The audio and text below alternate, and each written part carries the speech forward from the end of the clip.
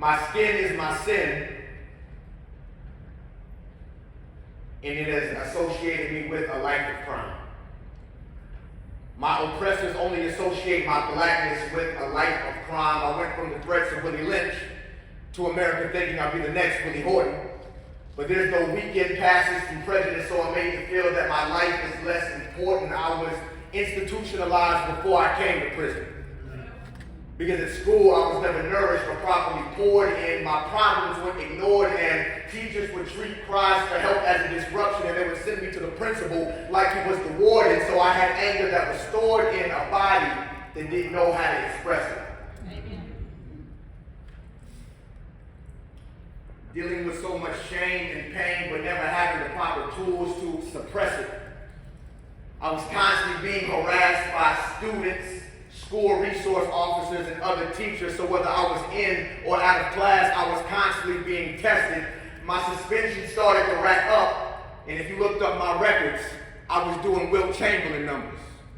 It would be the middle of the school year, but I'm sitting at home like it's the summer. And if my parents did care, not once did they show it. In my home, love was shown through belts, insults, extension cords, wire hangers, and other toxic ways. So that's the only way I got to know it. I was never familiar with words of affirmations, vacations, or other kinds of family trips. In my home, our love language was broken bones, wilted backs, and busted lips.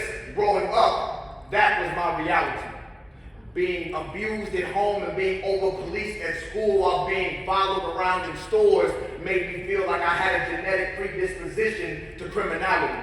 I had the ambition to be a Howard or Harvard fellow, but I became another fatality of a system that had my denigration in its design. So just know that I am a result of the new Jim Crow, where the creation of the school-to-prison pipeline made me a casualty. And although my support system was there, they showed me a few things that I universally accept to be true. For one, our criminal punishment system serves as an English professor because they constantly hand out sentences.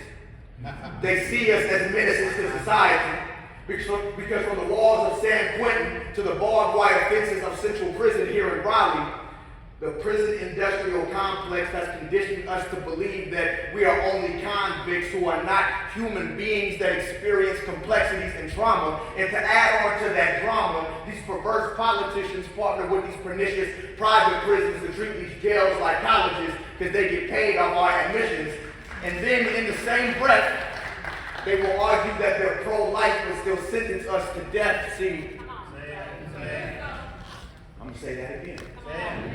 And in the same breath, they will argue that they're pro-life but still sentence us to death. See, in this country, our punishment can be a capital one.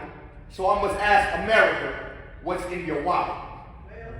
Because death has never equated to justice, but that's still what you choose to call it. You never cared if I had an incompetent attorney. You never took the time to assess my situation, my background, or take the time to learn me. Because from the time I was born, you have brought strife into my life, and from my journey, from the cradle to the Gurney, you never really wanted to believe in me or the promise of who I was supposed to be. So I was the rose that grew from concrete that never was allowed to truly blossom. So I need y'all to understand that lynching never died. It was simply plain impossible. That's right.